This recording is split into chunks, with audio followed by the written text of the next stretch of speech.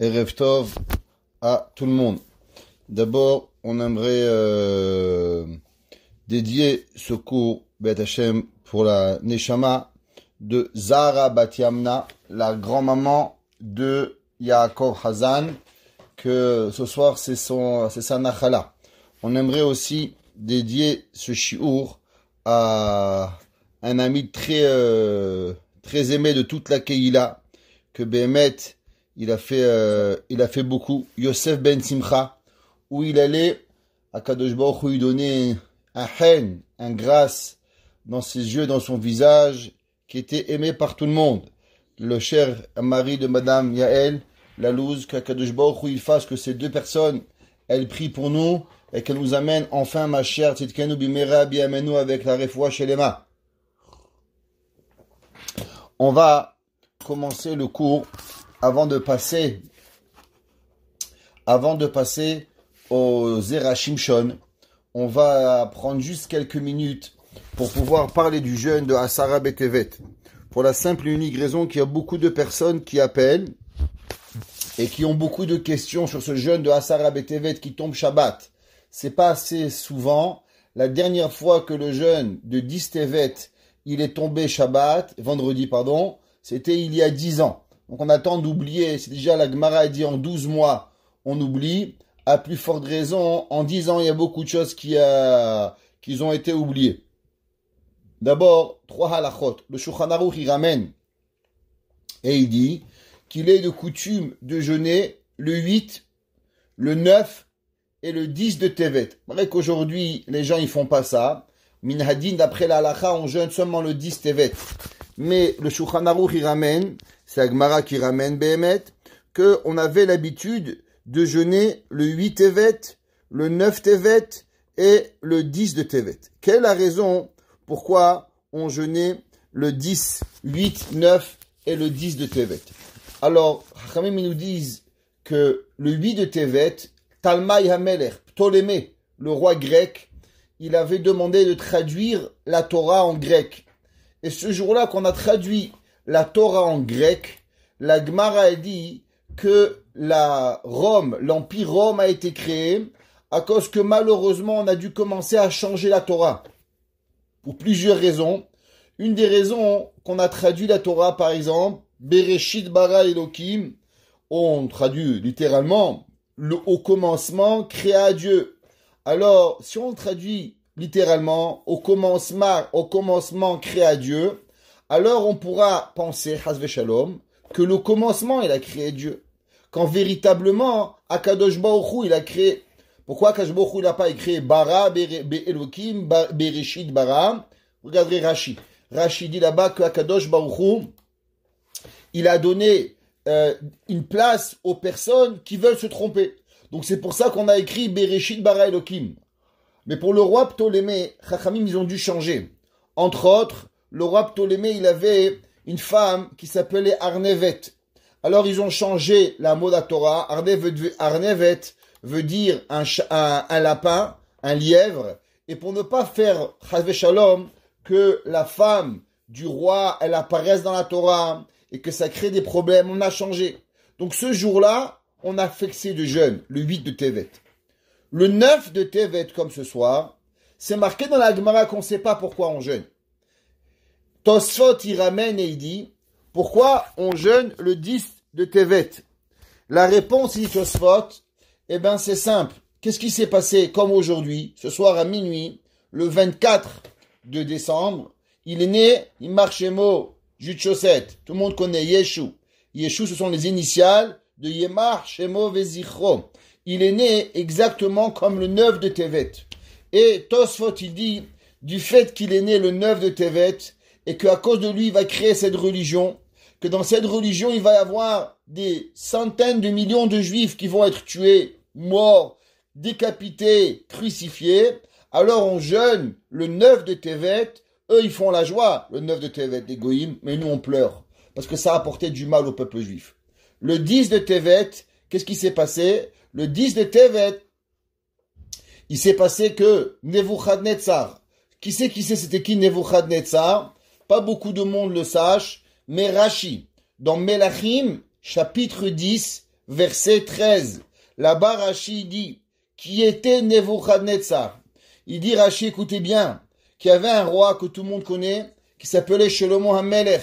Shlomo HaMelech, il avait une femme qui s'appelait Malkat Sheva, la reine de Saba, que Shlomo HaMelech, il a beaucoup aimé. Shlomo HaMelech a donné à la Malkat Sheva tout ce qu'elle voulait. Et entre autres, le verset, il dit, Kol Chefza, toute sa volonté. Que veut dire Kol Chefza? Nous dit le Rashi, Kol Chefza veut dire qu'il lui a donné un enfant. Qui était l'enfant que Shlomo HaMelech il a eu avec Malkat Sheva? Nebuchadnezzar, Nabucodonosor. C'était l'enfant de Shlomo HaMelech. L'enfant de Shlomo HaMelech lui-même, c'était Nebuchadnezzar. Et ce Nebuchadnezzar, dans le premier temple, 1 an et demi avant la destruction du premier temple, il va entourer la ville de Yerushalayim. Et comme il va entourer la ville de Jérusalem, Nebuchadnezzar, alors, on va instaurer un ta'anit. Ce ta'anit, il a une importance cruciale, parce que vous savez que généralement, le Shiva Asar B'Tammuz et le Tisha B'Av que nous fêtons, ils sont par rapport au deuxième temple. Tandis que Asar B'Tevet, c'est un jeûne qui a à voir avec le premier temple. Chachamim nous disent que c'est le début de la punition dans le peuple juif, et puisque c'est le début de la punition dans l'Am Israël, c'est pour ça que nous allons jeûner avec le jeûne de Asara B'Tevet, même quand le jeûne de Asara B'Tevet, il va tomber un vendredi. Et d'après la halakha, si le jeûne de Asara B'Tevet, il serait tombé un Shabbat, on aurait jeûné aussi Asara B'Tevet Shabbat. Vendredi, si par exemple dans le calendrier Shiva Asar B'Tammuz ou bien Tisha B'Av même, on serait tombé vendredi, on n'aurait pas obligatoirement jeûné. Mais Asara B'Tevet, oui. Vous savez que Asara B'Tevet, il est aussi appelé par nos Chachamim un jour important qui s'appelle Kaddish HaKlali. Qu'est-ce que ça veut dire Kaddish HaKlali? Le jour du Kaddish général. Vous savez qu'il y a énormément de personnes, qui ont perdu un parent à Auschwitz, ou bien des gens, les soldats en Israël par exemple, leur mari, leur conjoint, il est mort, on ne sait pas quand il est mort. Quand est-ce que Kaddish? On l'a trouvé mort un mois après, on ne sait pas quand. Alors toutes les personnes qu'on ne sait pas quand faire Kaddish, on fait Kaddish à Asara B'Tevet. Asara B'Tevet, c'est le jour des jeûnes, des Kaddish, pour toutes les personnes qui ne savent pas quand faire Kaddish. De plus que ça, ce jeûne, il est intéressant. Il y a une grande machloket dans la Torah, dans la halakha, à savoir, est-ce qu'on a le droit de jeûner un vendredi?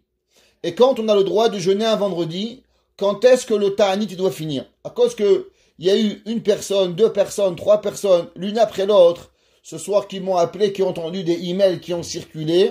Alors laissez-moi juste prendre 2 minutes pour parler de ça, et après on fera le chant, on continuera avec Eshet Raïl. Le ta'anit, il commence comme tous les ta'aniot, à part Tisha B'Av et Yom Kippour, le matin.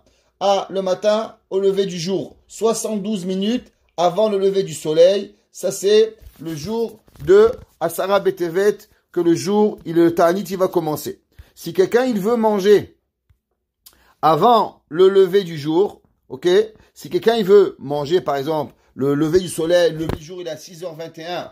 Donc, si quelqu'un, il veut se lever le matin à 6h15, 6h10, boire un café, avant de dormir, il faut faire une condition. Il faut dire, voilà, je veux m'endormir, mais je veux pas m'être interdit à boire un café avant le lever du jour. Comme ça, vous pouvez boire un café, manger pour ceux qui ont des médicaments à prendre, et vous avez le droit de manger et de boire le café. Quand est-ce que Ta'anit va s'arrêter? Ta'anit va s'arrêter après Kiddush, pas avant. Malgré que j'ai vu des emails qui sortent de tous les côtés, que les personnes, il dit à 5 heures, il dit à 4 heures, il dit à 3 heures, chacun avec son avis. Il n'y a pas 50 avis, il y a une avis de la halakha, et la halakha, il est clair qu'on finira le tzom, le jeûne, avec le kiddush.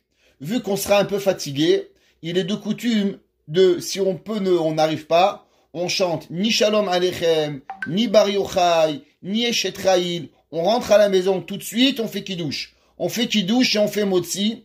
Après qu'on a fait kiddush et motzi et qu'on a donné à manger à madame, aux enfants, on a mangé un petit peu, on se sent mieux, alors on peut chanter Shetraïl et Shalom Aleichem. Si vous avez des invités, je sais que maintenant c'est un peu difficile avec le Covid. Dans le cas où vous avez des invités, il est interdit de chanter Shalom Aleichem. Pourquoi? Le Mishnah Bura, il dit que même en Shabbat normal, quand un homme il a des invités, et il ne connaît pas, peut-être que l'invité il a pas mangé correctement. Par expérience, je peux vous dire, j'étais un jour en voyage et j'étais invité chez quelqu'un. Donc jeudi soir, j'ai voyagé toute la nuit. Vendredi, couru toute la nuit de vendredi. Vendredi soir, je suis arrivé chez un bar là-bas, il a mangé, il faisait des kavanot, shalom aleichem pendant 40 minutes, bar yocha, yeshet chayil, atkena seudata. J'allais m'évanouir. Je pouvais plus. Encore une seconde, je pensais que j'allais m'évanouir.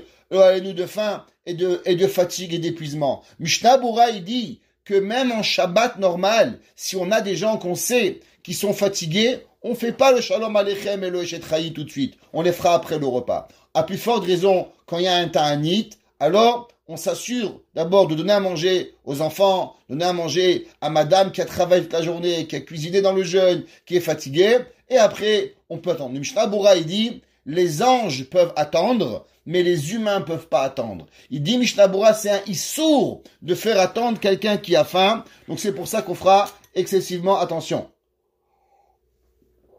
On fera attention de faire le kiddush. Donc on fera kiddush et motzi, et après si vous pourrez chanter toutes les chansons que vous voulez.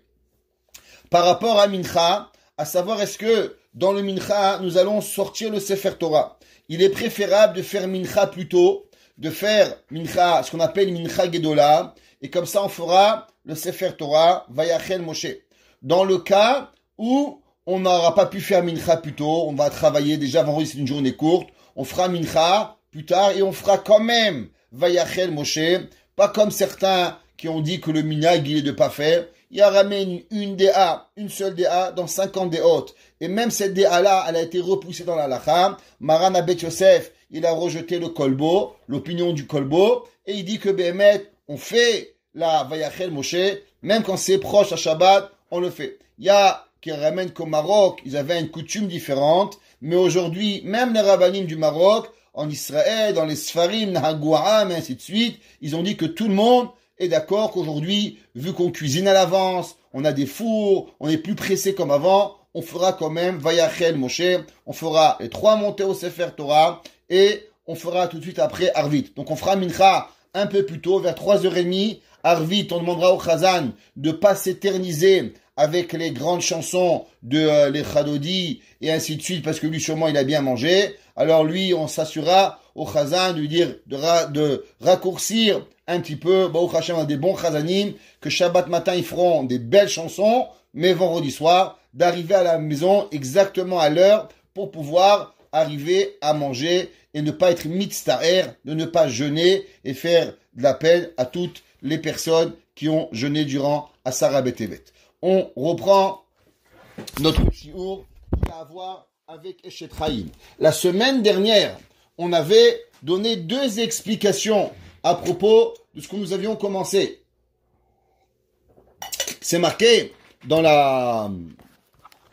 le Eshet Chayil, on avait commencé à expliquer, on avait donné 2 explications sur le verset Haïta ki aniot socher mimechak tavilachma, qu'elle est comme un marchand et que des lointains, elle va apporter son pain. On avait demandé, mais comment on peut apporter le pain de loin? Le pain de loin, il peut pas s'apporter, c'est un miracle.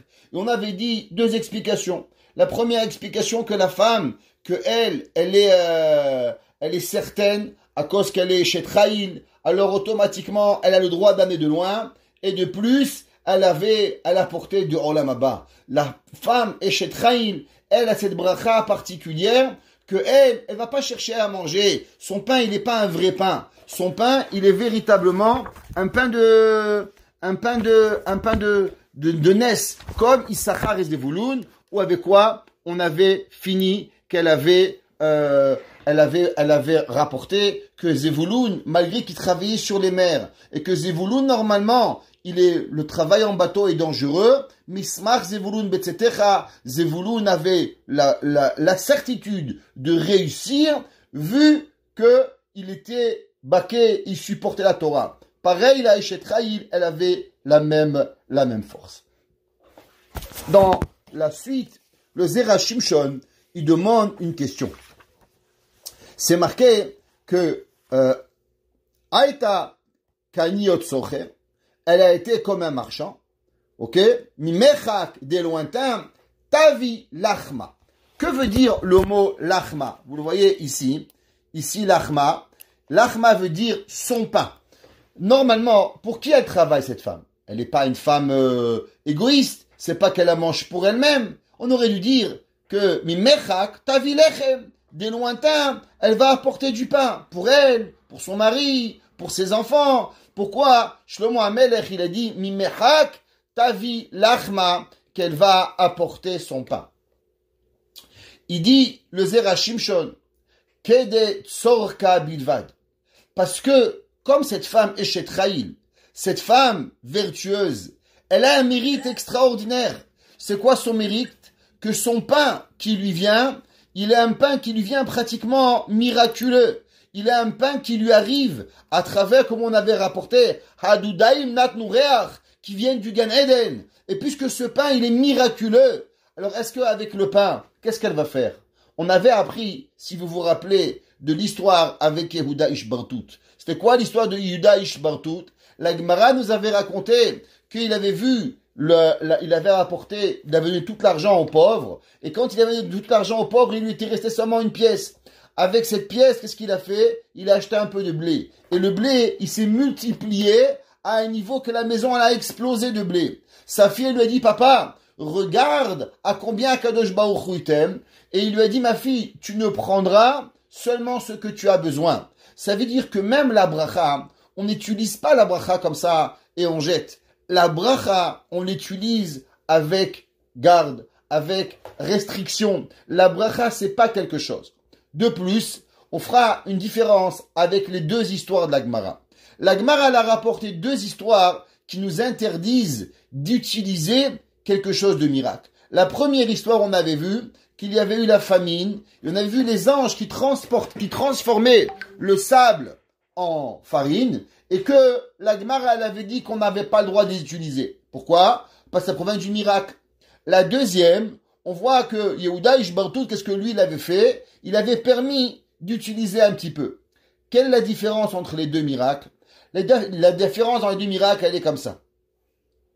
Il y a une histoire dans la Torah, dans les Nevi'im, avec Isha Achat mi Bene HaNevi'im. C'est marqué, il y avait une femme, des femmes des prophètes. Elle est venue pleurer à Elisha. Or, qui était cette femme de prophète? Et qu'est-ce qui s'est passé avec le roi Elisha? Le Navi Elisha. Il y avait, à l'époque du peuple juif, on parle dans le premier temple, il y a eu une session dans la royaume de Am Israël. Il y avait un roi qui s'appelait Rehavam. Qui était Rehavam? Rehavam était le fils de Shlomo. Donc on a David, Shlomo, Rehavam, petit-fils. À l'époque du roi Rehavam, Dieu va scinder le judaïsme en deux, pratiquement. Il va avoir ce qu'on appelle Yehuda. Yehuda, ce sont les deux tribus, Yehuda et Binyamin. Et il va y avoir les 10 autres tribus qui vont s'appeler Shomron, Melech Israël. Qui va régner en premier sur le roi de Israël? Il va s'appeler Yerovam ben Nevat, Jéroboam. Par la suite, les rois d'Israël vont malheureusement pas tous être des bons rois. Et ils vont être des rois où malheureusement ils vont faire Avodah Zara. Entre autres, un des rois qui va s'appeler Achav. Achav va être marié avec une femme qui s'appelle Isabelle. Isabelle, ouais, pas Isabelle la catholique, mais Isabelle, comme une autre femme. Et cette femme-là, elle haïssait la Torah. Et elle va tuer tous les rabbins. Wanted, rabbin, couper la tête. Il y avait un homme, un grand prophète, qui va s'appeler Obadiah. Tout le monde connaît le prophète Obadiah. Ouais, dans la Torah, il y a un chapitre. L'histoire de Obadiah, c'est un chapitre. C'est dans Tréassar. Obadiah, il va emprunter de l'argent et il va cacher 100 rabbins. 50 dans une grotte et 50 dans une autre. Et il va s'endetter à mourir, le prophète Obadiah, pour pouvoir payer ses rabbins. Par la suite, Isabelle va mourir. Eliyahu Navi va rendre le compte à Achav. Achav va pardonner à Eliyahu Navi. Et cette femme-là, la femme de Obadiah, elle va se retrouver avec des dettes. Quand elle va se retrouver avec des dettes, elle ne savait plus quoi faire. La banque est venue chez elle et lui a demandé, Madame, paye les dettes. Elle dit, mais j'ai pas d'argent, je fais faillite. Il n'y a pas de problème. Si tu n'as pas d'argent, alors je vais prendre tes enfants en esclavage. Elle avait perdu sa table, elle a perdu ses chaises, elle a perdu ses lits, elle avait tout perdu. Elle n'avait plus rien à la maison. Elle est partie voir le Navi Elisha. En allant voir le Navi Elisha, Elisha lui a demandé, qu'est-ce que tu as dans la maison, madame? Qu'est-ce qui te reste? Elle dit, j'ai plus rien. Il dit, dis-moi, qu'est-ce que tu as? Elle dit, j'ai trouvé à la maison, j'ai une petite fiole d'huile. Chachamim nous disent, quelle était cette fiole d'huile? Alors vous devez savoir que dans la Torah, il y a une histoire très particulière. Yaakov Avinu, il a été parti de chez son père, et il est allé pour se marier avec Rachel et Léa, en allant chez Lavan. En route, il a rencontré un homme qui s'appelait Eliphaz, qui était Eliphaz, petit-fils de Esav. Eliphaz, c'était le fils de Esav, petit-fils de Yitzhak Avinu. Alors, il était un peu Tamid Chacham, et on lui avait appris les lois de Kibud Avaim. Mais il était aussi un homme qui aimait la Torah. Il avait un peu de connaissance en Torah. Son père lui a dit à Eliphaz, Esav a dit à son fils Eliphaz, va tuer mon frère Yaakov. Il s'est retrouvé devant Yaakov Avinu. Il dit, Yaakov, j'ai un dilemme. D'un côté, je dois te tuer. De l'autre côté, c'est interdit de tuer. Le tirtzach, quoi faire? Mais de l'autre côté, j'ai Kibud Avaim. Yaakov Avinu va lui dire, prends tout mon argent, prends tout ce que j'ai, et on sait qu'un pauvre, il est considéré comme mort. Comme ça, tu as accompli la mitzvah de Kibud Avaim, et aussi tu m'as laissé en vie. Il va laisser Yaakov Avinu nu. Quand je dis nu, je prends bien le mot nu. Rien. Même pas une chemise à mettre. Zéro. Nieto. Sans rien avoir. Yaakov Avinu, le lendemain du rêve, qu'est-ce qu'il va dire? Il va dire, Beged lechem lechol, ve beged ilbosh. Je demande à Dieu deux choses. Avoir un habit de quoi m'habiller et du pain de quoi manger. Yaakov Avinu n'avait plus rien. Yaakov Avinu n'avait rien. N'avait plus rien de quoi manger à cause qu'il était en total, il lui était totalement il lui avait rien. Pourtant, Yaakov Avinu, malgré qu'il avait plus rien à manger, Yaakov Avinu a amené un korban et il a apporté de l'huile.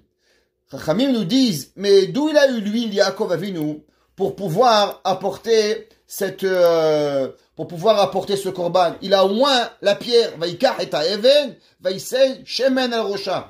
Chachamim nous disent que cette huile, elle a été donnée de Akadosh Baruch Hu à Yaakov Avinu. Cette huile magique de Yaakov va être donnée par la suite à qui? À Moshe Rabbeinu pour oindre Aaron. Cette huile particulière, elle va être donnée à Shemuel Hanavi pour oindre Shaoul HaMelech et pour oindre David HaMelech. Elle va être donnée par la suite à Obadiah. Obadiah va avoir cette huile. Cette huile est de quelques gouttes. Et cette huile-là, la femme de Obadiah, elle va dire à Elisha que voilà, j'ai rien dans la maison, juste cette huile magique de mon mari. Elisha, Navi va lui dire, est-ce que tu as des casseroles? Elle dit, j'ai un petit peu. Elle dit, va chez tes amis et va demander à tout le monde des bouteilles. Va ramasser toutes les bouteilles vides que tu vois et remplis la maison de bouteilles vides. Quand tu vas remplir la maison de bouteilles vides, tu vas prendre la petite fiole d'huile que tu avais et tu vas la renverser. Et l'huile va pas s'arrêter. Et tu vas remplir toutes les bouteilles d'huile. Et avec l'argent magique que tu as eu, que tu vas faire de l'huile, tu vas vendre toute cette huile-là et tu vas payer tes dettes.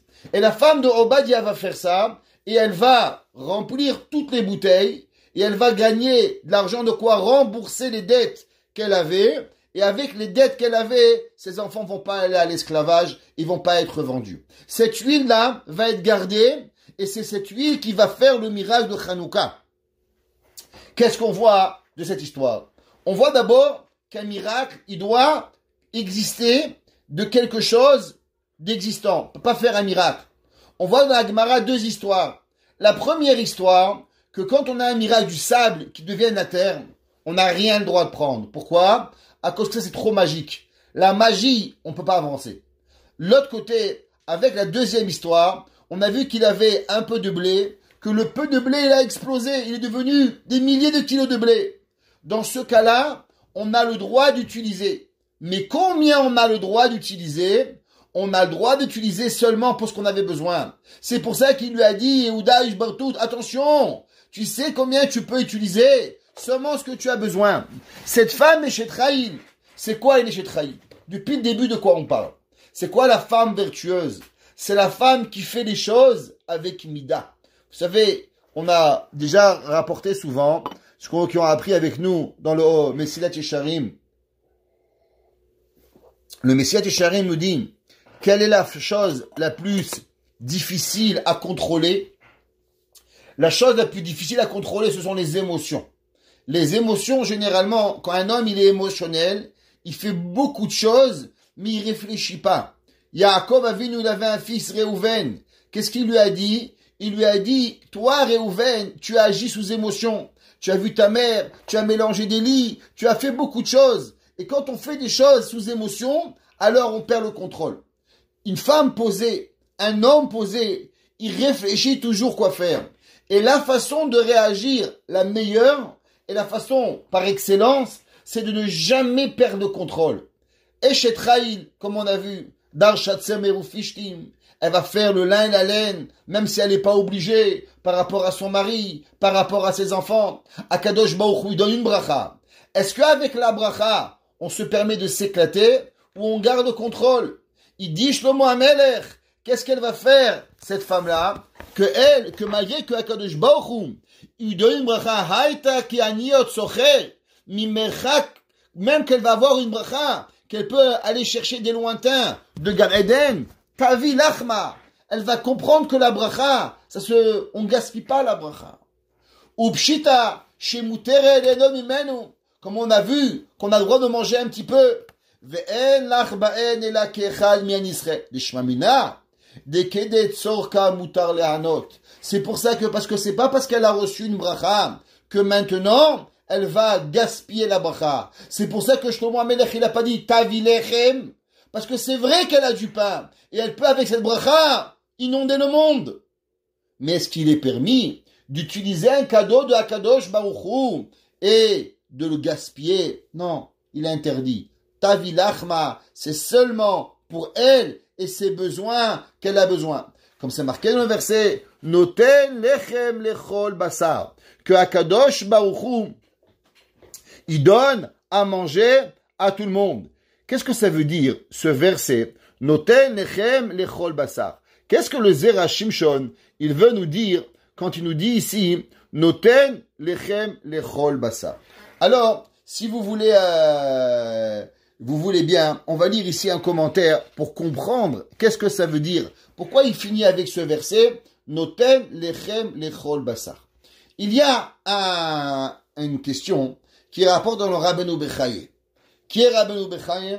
Rabbeinu Bechaye s'appelait Rabbeinu Bechaye ben Asher. Il est un des Rishonim qui a vécu au XIVe siècle. Rabbeinu Bechaye, il ramène un verset et il dit, c'est marqué dans la Torah, Ki lo al halechem levado yichye ha'adam, ki al kol motzapi Hashem. L'homme, il ne vit pas seulement sur le pain qu'il va manger, Ki lo al halechem levado yichye ha'adam. C'est pas le pain qui nourrit, Ki al kol motzapi Hashem. C'est ce qui va sortir de la bouche d'Akadosh Baruch. Qu'est-ce que ça veut dire? Traduction littérale d'abord, c'est que le pain, c'est ça qui nourrit l'homme. Aussi, que pourquoi le pain, il nourrit plus qu'une banane? Pourquoi le pain, il a une fonction nourrissante plus qu'une banane, ou une pomme, ou une cerise, je sais pas moi. Qu'est-ce qu'il y a?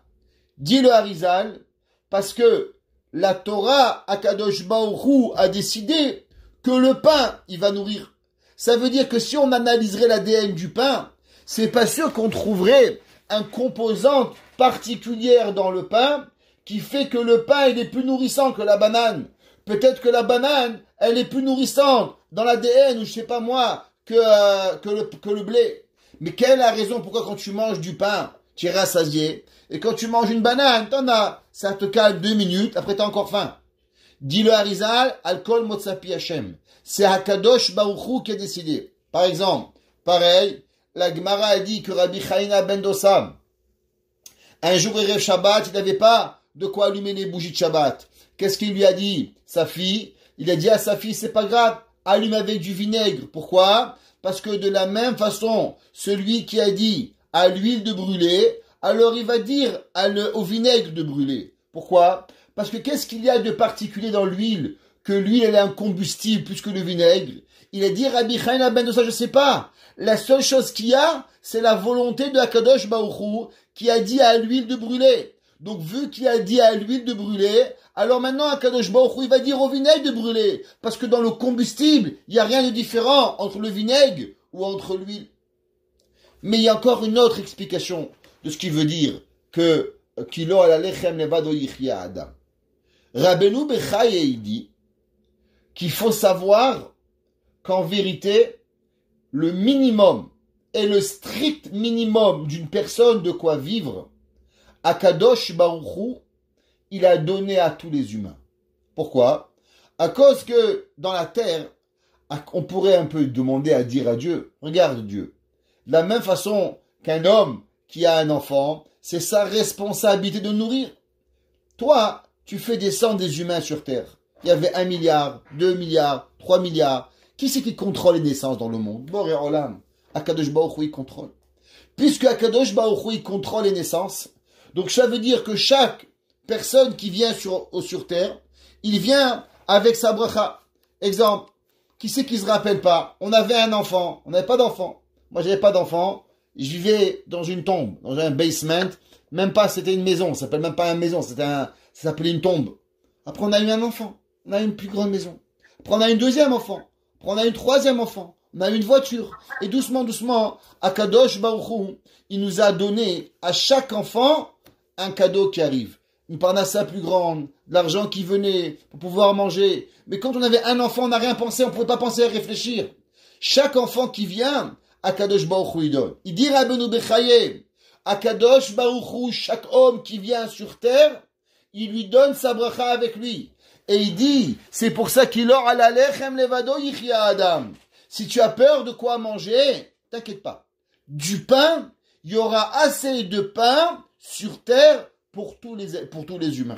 Il faut savoir qu'en vérité, s'il y a de la famine en Afrique, c'est pas parce qu'il y a de la famine dans le monde. C'est parce que le monde a décidé de créer de la famine pour contrôler les gens. Mais il y a assez de quoi manger dans l'univers pour nourrir la planète et tout ce qu'il y a besoin.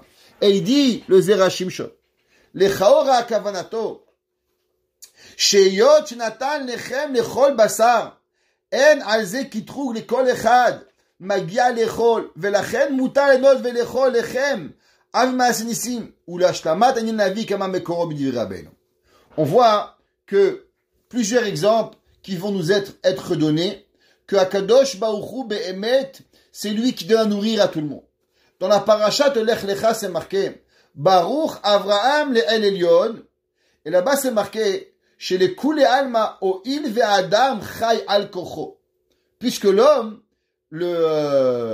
en vérité, qui a dit que l'homme il veut vivre? On n'a pas demandé son avis. On n'a pas envoyé un email à la Neshama. Allô Neshama, on a une petite question pour toi. Est-ce que tu as envie de descendre sur terre? Je vous garantis, si on demanderait à la Neshama avant de venir sur terre, est-ce que tu veux venir ici sur terre? La Neshama ne va jamais accepter. Donc la Neshama, elle est venue sur cette terre contre son gré. Si la Neshama, elle est venue contre son gré, il dit le Zera Shimshon, vu que la Neshama, elle est venue contre ton gré, Akadosh Baruch Hu, il est obligé de la nourrir. Sheyelo Amazon amuchach lichyot, abeli shum zechut. En vérité, le manger minimal pour vivre, il est obligatoire d'être venu avec nous. Pourquoi? Parce que on n'a pas demandé de vivre. Pareil, dans la paracha de Re'eh, dans le Sefer Devarim, c'est marqué Ish ke matenat yado, chaque homme par rapport à ce qu'il va donner. Amar Rabbeinu, il a expliqué là-bas le Zera Shimshon. Share hadraba kvanit chayev amakom liten de michiato. C'est marqué que Akadosh Baruch Hu, il a donné dans le monde à chaque humain de quoi vivre. Comme c'est marqué, Noten lechem lechol basar. Le Zera Shimshon, il dit qu'en vérité, l'homme, il n'a pas besoin d'un miracle pour vivre, pour manger. Le manger, minimal, il est à 100% vient avec la personne. Comme c'est marqué dans le pasuk, umazbi'a lechol chayratzon, k'amour poteach et yadecha, on le dit, on ouvre les mains, umazbi'a lechol chayratzon, Akadosh Baruch Hu, il nourrit les fourmis, les cafards, les girafes, les éléphants, les rhinocéros, et même vous, il vous nourrit.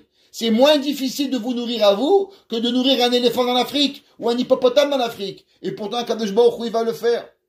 Le Zera Shimshon, dans le, comment on appelle ça, dans son commentaire dans le commentaire sur, comment on appelle ça, sur Pirkei Avot, il dit, Notem lechol basar, de mashma, ben osim retno shel makom, ben amrotim shel makom. Il demande le Zera Shimshon la question suivante. Est-ce que être nourri par Dieu, on parle du minimum, on parle pas de manger du camembert et du vin et des whisky à $1000, on parle de manger, d'être nourri.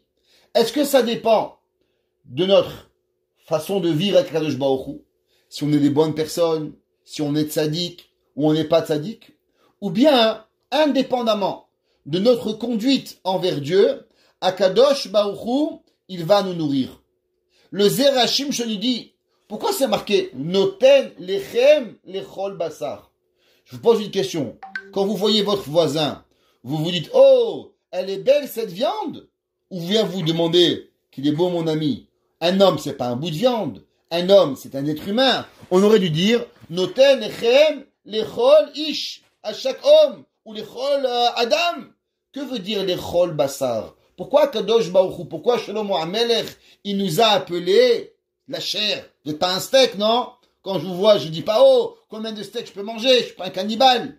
Alors pourquoi David HaMelech, il a écrit, Noten lechem lechol basar? Le Zera Shimshon, il dit, la raison à cela, elle est simple. Parce que Akadosh Baruch Hu, il nous a dit que même si un homme, il n'est qu'un steak, ça veut dire qu'il est rien. Il est vide de mitzvot. Quand même Akadosh Baruch Hu, il s'est engagé à nourrir tous les humains de la terre. Noten lechem. Akadosh Baruch Hu, il donne du pain, lechol basar. Même à une personne, qu'en vérité, sa valeur, elle est nulle et non avenue, elle mérite le titre de steak, mais il n'est même pas un humain. Quand même Akadosh Baruch Hu, il s'est garanti de pouvoir et de devoir le nourrir. Dans la parashat Vayigash, cette semaine, c'est marqué que Yaakov Avinu, on allait lui dire que son fils, Yosef Hatzadik, il allait devenir, il était vivant. Au moment où on est venu dire à Yosef Hatzadik que son fils elle devait être vivant, alors, c'est marqué que c'était un peu compliqué de lui dire. Pourquoi c'était compliqué? Parce que Yaakov Avinu, on pouvait pas dire comme ça, il est vivant. Ils ont eu peur qu'il va mourir. Ils ont eu peur qu'il va mourir, Yaakov Avinu. Alors, ils lui ont chanté. C'est marqué que Serer Batacher, elle a pris un violon, ouais, d'après un kinor, et elle a chanté. Yosef, il est là, Yosef a dit qu'il est vivant, et là, Yaakov Avinu, il a écouté, il dit, qu'est-ce que tu as dit? Il est vivant. Bon, ils leur ont dit. Seulement après, Yaakov voulait pas croire. Pourquoi il voulait pas croire? Parce qu'il s'est dit que avoir un enfant égyptien, ça m'intéresse pas. Avoir un goy chez moi, c'est rien. Yaakov Avinu, il avait vu ce que ça voulait dire des Rechaïm. Il avait grandi avec Lavan et avec Esav. Il a dit un enfant qui finit en Mitzrayim, c'est déjà un homme et un Yetzirara, à côté d'Yitzhak Avinu, il sort Esav. Qu'est-ce qui va arriver avec un enfant qui grandit dans les maisons des plus grandes prostitutions du monde? Mitzrayim, c'était un peuple, Shtoufezima, un peuple qui était rempli, qui était addicté à la pornographie, addicté à la prostitution, addicté à tous les tsaravot qui pouvaient exister, qu'on pouvait exister dans le monde. Ça, c'était l'Égypte. C'est marqué que Yaakov Avinu, il a vu un cadeau que Yosef lui a donné. Quel cadeau il lui a donné? C'est marqué Vayar et Ha'agalot. Et il a vu les génisses, Vatechi Ruach Yaakov Aviem. Et le souffle de Yaakov, il a repris. Rashi ramène on a Gemara dans Masechet Sota. Il dit, qu'est-ce que ça veut dire Vayar et Ha'agalot? Il a vu les génisses et il a revécu. Il dit, Rashi, qu'au moment où Yaakov Avinu et Yosef étaient, avant qu'ils partent, 22 ans auparavant, quand Yosef avait 17 ans, ils ont étudié une soubia. Ils ont étudié une halakha. Quelle est la halakha? La halakha de Egla Harufa. C'est quoi Egla Harufa? Il y a une halakha qui est comme ça. Qu'est-ce qui se passe s'il y a dans la ville un homme qui est mort et on ne sait pas comment on l'a tué, on ne sait pas qui l'a tué, on n'arrive pas à savoir qui a tué cette personne. Alors on amène les chachamim de la ville, ils viennent le bédine et ils prennent une génisse, ils lui tranchent la tête à travers la nuque, pas en shrita, mais on lui décapite la tête. Et quand on lui décapite la tête, on met nos mains sur lui et on dit Yadenu le shafru et adamazé. Nous n'avons pas fait couler ce sang. La Gemara dit, qu'est-ce que tu penses vraiment que c'est le rabbin? C'est Rav Ovadia Yosef qui a tué le gars? Qu'est-ce que tu penses? Pourquoi tu demandes que les rabbins, ils ont pas tué? La Gemara dit, excusez-moi, la Gemara dit que, en vérité, il y a une mitzvah pour protéger une personne de se faire tuer. Quelle est la mitzvah pour qu'une personne soit protégée de ne pas être tuée en chemin? C'est la mitzvah de l'Evaya. C'est quoi la mitzvah de l'Evaya? C'est que quand quelqu'un y part, c'est pas on dit allez bye bye. Non, on va jusqu'à la porte et on doit attendre que la personne elle quitte les yeux de là en voiture ou à pied, qu'on peut plus la voir. Et cette mitzvah là de l'Evaya, elle protège la personne pour pas qu'il lui arrive du mal, pour pas qu'il lui arrive quelque chose. Pourquoi les Tunisiens ils jettent de l'eau? Vous savez pourquoi ils jettent de l'eau? Parce qu'ils se rappelaient d'être au moins à la porte. Il y a des gens, tu pars, tu rentres, tu pars. Ils se rappellent même pas que tu es rentré chez eux. Mais skinim. Au moins, les Tunisiens, ils ont dit, on va jeter de l'eau. Comme ça, au moins, on est devant la porte. On va se rappeler. Quand le gars, il va partir, au moins, on est avec lui. Au moment où il va partir, on reste avec lui. Alors, Yaakov et Yosef apprenaient cette mitzvah de Egla Harufa. Qu'est-ce qui arrive? Yaakov a vu nous. Il n'arrivait pas à croire. Son fils, il va devenir un voyou. Qu'est-ce qu'il va devenir? Yosef a dit qu'il lui a envoyé des génisses. Pourquoi? Pour lui rappeler la halakha qu'il apprenait avec son père. Dit Rashi, au moment où Yaakov Avinu, il va voir les génisses, va yareta agalot, va tichiroir, il dit waouh, mon fils, il s'est rappelé que on apprenait cette halakha, alors automatiquement mon fils il est tzaddik. Qu'est-ce que Yosef il voulait avec ça? Deux choses. D'abord, c'est que Yosef il avait dit à son père que du fait que Yaakov Avinu, il avait accompagné Yosef à tzaddik. Donc du fait qu'il avait accompagné, Yosef il n'aurait pas pu mourir. Quand les enfants ils lui ont dit qu'un animal sauvage il a mangé, il n'aurait jamais dû écouter. Pourquoi? Du fait qu'il avait accompagné Yaakov à Yosef, c'était certain que Yosef à Tzadik, il aurait dû être protégé. Donc tu n'aurais jamais dû croire personne que j'étais mort. Et de plus, lui expliquer qu'il était encore Tamid Chacham. Le Gaon de Vina, il dit, mais écoutez-moi, imaginez-vous, il y a quelqu'un que vous aimez, et c'est la dernière chose qui va vous dire avant de mourir, avant de disparaître, de ne pas vous en rappeler. Alors, comment ça se fait que Yaakov, il a pensé qu'il était encore tzaddik? Peut-être que Yosef, il s'est rappelé juste du fait que c'est la dernière conversion qu'on a eue ensemble. Le Gaon de Vina, il raconte une histoire. Il y avait un jour un homme, il habitait dans la ville de Vilna, et juste après son mariage, il a été pris à l'armée pour 15 ans. À l'époque, en Russie, c'est pas comme un an, 2 ans, c'était 15 ans de service militaire. Mais il partait 15 ans, mais après, il fallait qu'ils reviennent à la maison. Des fois, on les envoyait à des milliers de kilomètres, il n'y avait pas d'avion. Le temps qu'ils reviennent, ça prenait 2-3 ans.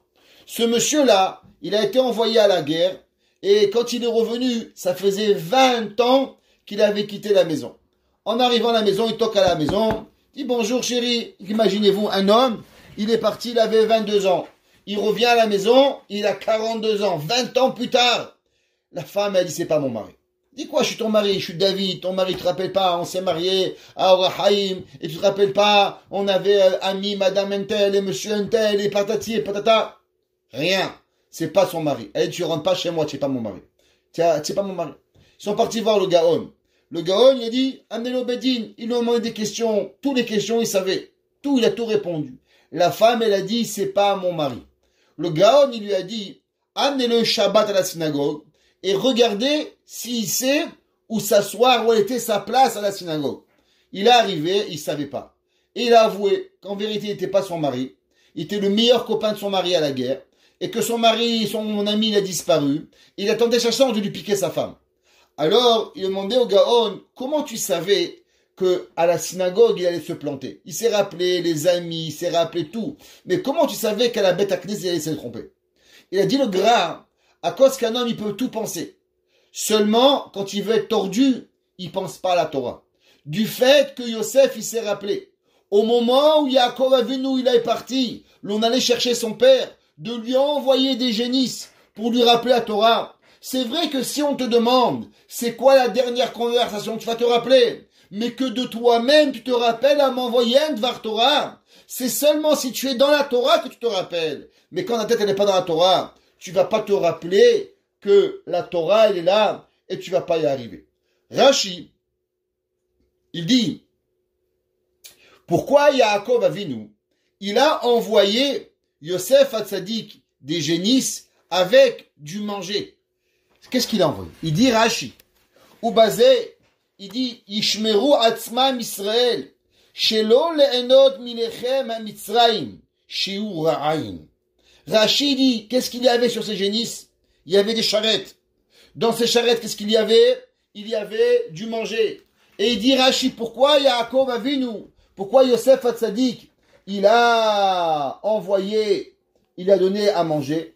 Il dit pour la simple et unique raison que Yosef Hatzadik, il savait que Yaakov, il n'allait pas vouloir manger du pain de l'Égypte. Pourquoi?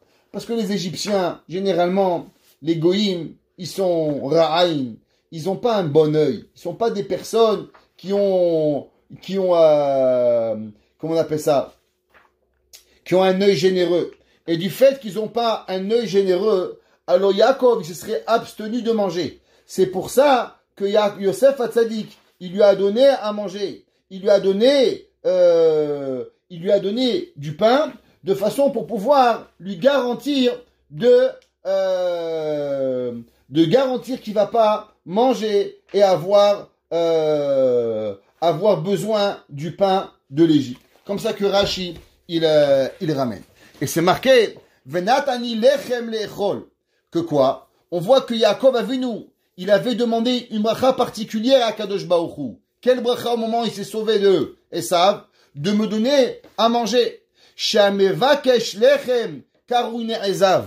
Qu'est-ce que ça veut dire? Yaakov Avinu, il a dit, je veux pas être un homme abandonné. Comment on est un homme abandonné? Quand une personne, elle a pas de quoi manger. Une personne qui a rien, qui demande du pain, lo aleinu. Ve'ata mushekush mevakesh lechem, mesir bitrono min hakadosh baruch hu. Il dit le Zera Shimshon, que c'est par la parasha de cette semaine, qu'une personne qui demande du pain à manger, il enlève la émouna en Hachem. Tu peux demander une Mercedes, tu peux demander Coca-Cola, tu peux demander du whisky, tu peux demander du caviar si tu veux, si c'est cachère. Mais du pain, on ne demande pas à Dieu. Pourquoi on ne demande pas du pain à Dieu? Il dit le Zera Shimshon, le pain fait partie intégrale de la bitachon d'Hachem. Quand on vient sur terre, nous sommes certains que Akadosh Baruch Hu, il nourrit tout le monde. Pour commencer à marquer, Noten lechem lechol basar. Garantie. Ou mishumach ikaru ne'ezav. Davka shene'ezav min Akadosh Baruch Hu. O ish shelo batarbo keraouy. Qu'une personne qui a pas cru en Dieu, c'est la personne qui demande du pain. Ou me'ata Israël b'Mitzrayim. Imayu betuchim ba'Akadosh Baruch Hu. Écoutez bien ça, il dit Zera Shimshon. Si le peuple juif en Égypte, ils étaient certains, Shiten lahem alechem lefit sorka, bischar havtachazu, nami ayu negalim techef umyad, keshem shelebasof nigalu bischut ha'amna, afapi shadai lo nishla maketz. Il dit le Zera Shimshon, Yosef Hatzadik, il a envoyé un message à son père. Et ce message était en vérité aussi à ses frères. Quel était le message? Ne vous inquiétez pas du pain. Le pain, il vient pas de Mitzrayim. De qui vient le pain? Le pain, il vient de Yosef. C'est qui Yosef? Yosef, c'est la Shrina. Il leur a envoyé, vous allez en Égypte. Mais il y a une seule chose que vous devez jamais manquer d'Emouna. C'est quoi? Que le pain, la nourriture, elle vient de Akadosh Baruch Hu. Il dit le Zera Shimshon, écoutez bien. Quelle a été véritablement la raison et avec quoi on est arrivé à sortir le Ham Israël d'Égypte? Avec une seule chose. avec la Emouna. Hachem, il leur a dit, croyez en moi, ils sont partis. Malgré qu'on n'avait pas fini l'Égypte, on avait encore 190 ans à finir, on n'avait fait que 210 ans. Il dit le Zera Shimshon, écoutez bien, Yosef Hatzadik avait donné à ses frères un secret. C'est quoi le secret? Que si vous avez la Emouna, que le pain, il vient de Akadosh Baruch Hu, et que ne demandez jamais du pain à aucun Mitzri, de la même façon que moi j'ai envoyé du pain à Yaakov, eh ben sachez qu'en vérité le pain, il va jamais arriver à Akadosh Baruch Hu, il va donner le pain toujours sur cette Emouna minimale. On est capable de sortir de la galoute. Il dit le Zera Shimshon, l'homme, il est en galoute, en exil, quand il croit qu'il faut même demander du pain. והיינו שלא היה ישראל לאכול מלחם של המצרים שהם צרי עין אלא לסמוך על הנס שהקדוש ברוך הוא יביא להם כפי שכתוב נותן לכם לאכול בשר.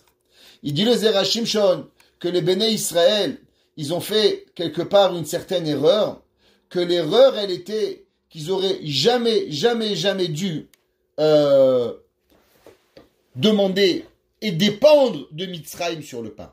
Et quand l'homme il arrive à ce degré de Emouna, à ce degré de pouvoir véritablement être avec Akadosh Baruch Hu, que le pain, il est en au-dessus de tout, on a cette Emouna de Akadosh Baruch Hu, alors automatiquement, on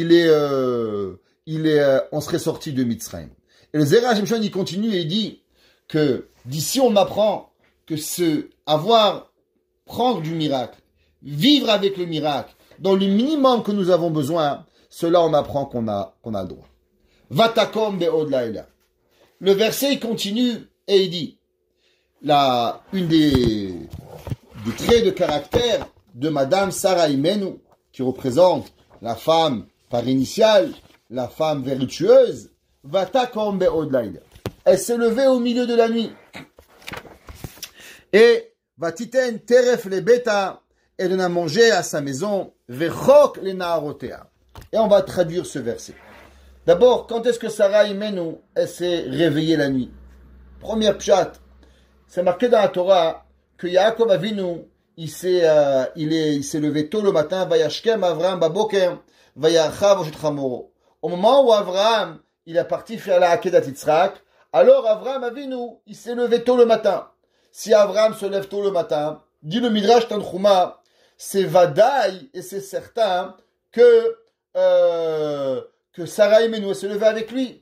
Un bon couple, ils sont mariés. Le mari se lève, il prend la voiture pour aller à New York. La femme, elle se réveille. La femme, elle va travailler à Ottawa, je sais pas moi. Le mari se réveille avec sa femme, il dit pas bye bye. On l'accompagne, on prépare le café. Pareil, Sarah, dit le Midrash, si Avraham s'est levé tôt, c'est sûr que Avraham aussi s'est levé tôt. Avraham, il s'est levé au milieu de la nuit, il a préparé ses affaires, et dès que le matin il s'est levé, alors ils sont partis avec Yitzhak faire la Akedah. Le Zera Shimshon, il nous donne ici une explication extraordinaire à propos de ce que s'appelle Vatakom Be'odai. Alors, n'oublions pas, vous savez que il y a des lois, comme on a toujours parlé, il faut tout structurer. La Torah, principalement, c'est une loi de structure. Au Shulchan Aruch, quand on est marié, qu'est-ce qu'on a des obligations? Quelles sont nos responsabilités à avoir? Le mari, la femme. La Torah, elle parle de tout. À savoir qui c'est qui va payer l'enterrement, qui va payer les médicaments, qui va payer chacun de nous. On a les obligations. Alors, il dit le Zera Shimshon. Pourquoi cette femme vertueuse, elle se lève la nuit? Zot haisha, kolkach chafetza b'melacha. On a dit, depuis le début du Zera Shimshon sur Eshet Chayil, il y a une seule chose qu'on a appris. Que cette femme vertueuse, elle ne fait pas le minimum. En un mot, qu'est-ce que ça veut dire d'être une bonne personne? Une bonne personne, c'est pas de se suffire de ce que je dois faire. Mais c'est aller plus loin, pas seulement ce que je dois, ce que je suis obligé, mais c'est quoi ma volonté, ma passion par rapport à ce que j'aime faire. Donc si j'aime ma famille, j'aime m'occuper de ma famille. J'ouvrirai une parenthèse et je vous dirai que énormément d'enfants et de parents n'ont pas de bonnes relations Et malheureusement, on se demande souvent quand on arrive à leur parler, qu'est-ce qui se passe? Pourquoi avec ta maman ça va mal? Pourquoi avec ton papa ça va mal? Et généralement, sans mettre d'accuser personne, écoutez bien ça, mesdames et messieurs, il y a un concept qui revient souvent. Et spécialement, je vais vous dire, dans notre génération, si on ne fait pas attention, on tombe. Il y a beaucoup de couples, hommes et femmes, ils ont une vie, hommes et femmes. Cette vie, elle est très grande, et leurs enfants sont pas obligatoirement dans leur vie. Ça veut dire que les enfants, ils ont le sentiment d'être un petit peu en plus dans la famille. Il y a papa, il a son tennis. Il y a maman, elle a son spa. Papa et maman, ils ont leurs vacances ensemble. Et nous, on doit faufiler entre les besoins de nos parents. Mais on fait pas partie intégrale de la vie de mes parents. Ils ont toujours des enfants. Cher ami, on a perdu le son. Vous avez perdu le son? J'ai rien fait. Allô? Vous m'entendez? Oui, nous on vous entend. Ok. Alors, il y a beaucoup d'enfants ils ont l'impression d'être pas partie de la famille. Les enfants vont demander, qu'est-ce qui travaille ton père? Il y a des enfants qui demandent, qu'est-ce que ton père il travaille? Je sais pas. Qu'est-ce que ta mère elle travaille? Je sais pas. Où il est ton père? Je sais pas. Bon, et dire c'est des menteurs, ils disent pas. Mais oublions les menteurs. Les enfants font pas partie de la vie des parents. Pourquoi? Parce que les parents, ils ont comme cette idéologie de garder secret. Les enfants font pas partie de leur vie. Et généralement, ce sont les raisons qui créent des sentiments qu'on n'arrive pas à enlever chez les enfants. Comme quoi ils sont pas voulus. Comme quoi ils sont pas aimés. Que les parents, ils ont des plaisirs ensemble. Et que les enfants, ils sont rejetés. Ça, c'est catastrophique. D'abord, il a Eshet Chayil, principalement, nous dit les Zera Shimshon depuis le début, elle fait pas seulement ses obligations. Parce que si on fait des obligations, je dois nourrir mes enfants un bout de pain et un verre d'eau. On fait pas ça. On donne beaucoup plus. Donc, Vatakom Be'od Laila.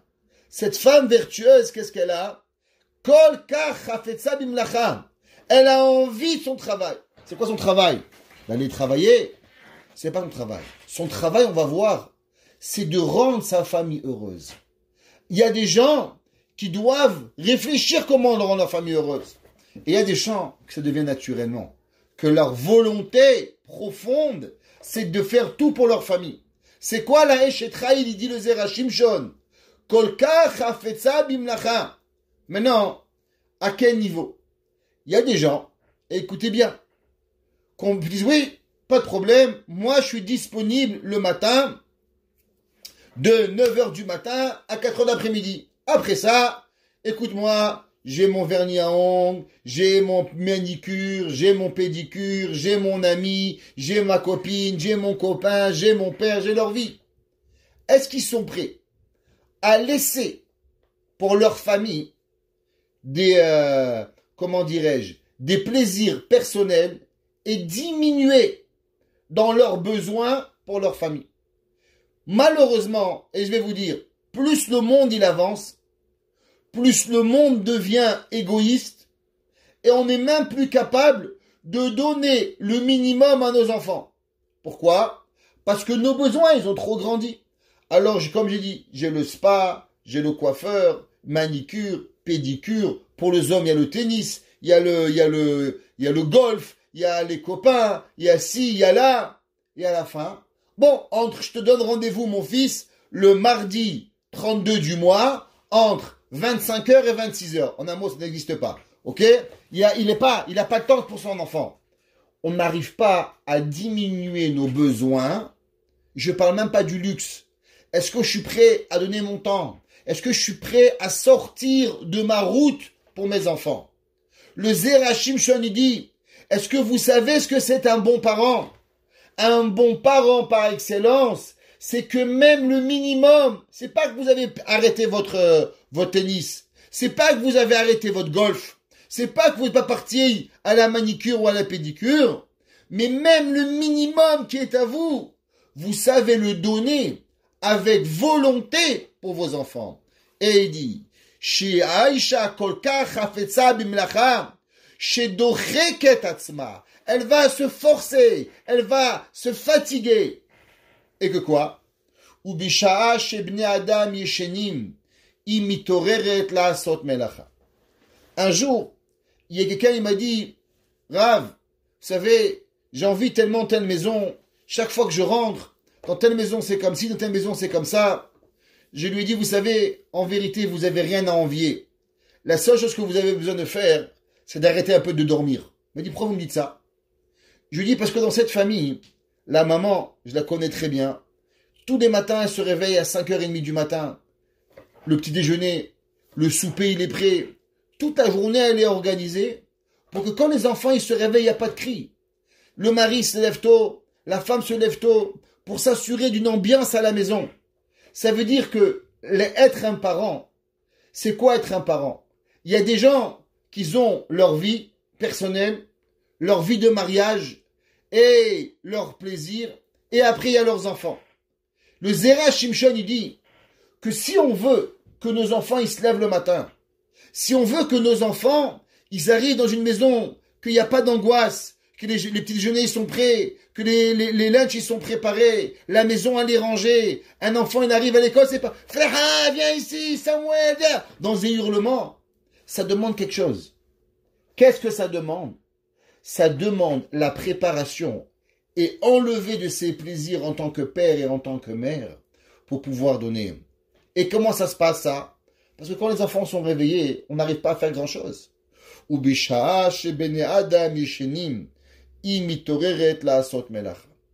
Et si vous regarderez dans le Ben Ishraï, dans le Sefer Chukei Anashim, il dit, là-bas, le Ben Ishraï il a écrit un livre pour les femmes, à savoir comment éduquer les enfants. Et une des choses qu'il dit qu'on doit apprendre aux enfants, c'est pas beaucoup dormir. Aujourd'hui, le pauvre, il a dormi seulement 12 heures. Ça va, laisse dormir encore 2 heures, à minimum. Le Ben Ishraï dit que ça fait partie de l'éducation qu'on doit donner à nos enfants, de pas beaucoup dormir. Il dit pourquoi? Il dit parce que quand ils vont être parents, la vie, elle passe vite. Et si on veut donner à nos enfants, et que nos enfants arrivent à s'éduquer et éduquer leurs enfants, il faut savoir moins dormir.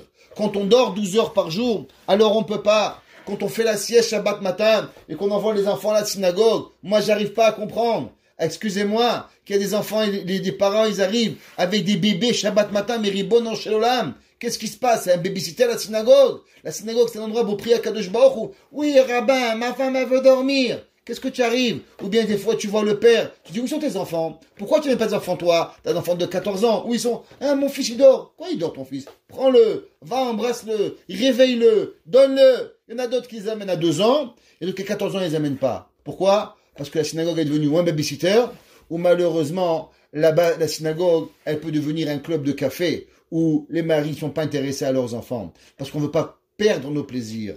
Il dit le Zera Shimshon, ça demande 2 choses. D'abord, d'apprendre à se priver. Docheket atzma. Il faut savoir se priver. Et comment on sait si une personne, elle est capable de se priver pour autrui? Eh ben, c'est quand une personne, elle est capable de couper sur sa vitalité. Le sommeil, c'est la vie d'une personne. Mais une personne ne peut pas mettre au boulot dodo. On ne peut pas vivre et on ne peut pas aider des personnes. Leur mari, prends le bébé, occupe-toi, je suis trop fatigué. Il y a des hommes, ils n'arrivent pas à se lever parce que, soi-disant, il va se lever. Je ne comprends pas. La vie, elle n'est pas faite de dormir. On doit savoir diminuer notre sommeil pour notre famille. Et on doit savoir se lever tôt pour être prêt pour donner à nos enfants en journée. Et ça, c'est ce qu'on appelle la Eshet Chaim. On va voir la semaine prochaine dans le Zera Shimshon, à savoir des ramifications ilchatiot, à savoir quand une personne se réveille au milieu de la nuit et qu'elle fait un travail, à comment partager ces frais qui vont arriver et à savoir qu'est-ce que la Eshet Chaim. On finira encore une fois, d'abord en souhaitant que Be'ezrat Hashem, nous finissons ce jeûne de Asara Betevet, tous ensemble à Yerushalayim, Bimera Beyamenu, que ce soit le dernier jeûne ou que nous ne jeûnons pas du tout, et que Be'ezrat Hashem, les 2 niftarim pour que le cours ait été donné, le mari de Yael Alouz et la grand-mère de Yaakov Azan, Tien Ishmatam Tserura Betsora Chaim, que Kadosh Baruch Hu il fasse, que nous tous ensemble, on se revoit en bonne santé, Be'ezrat Hashem, la semaine prochaine, même en Eretz Israël, je vous invite tous au shiur de Zera Shimshon et qu'ensemble, on se retrouve tous en bonne santé. Bimera Biamenu. Amen.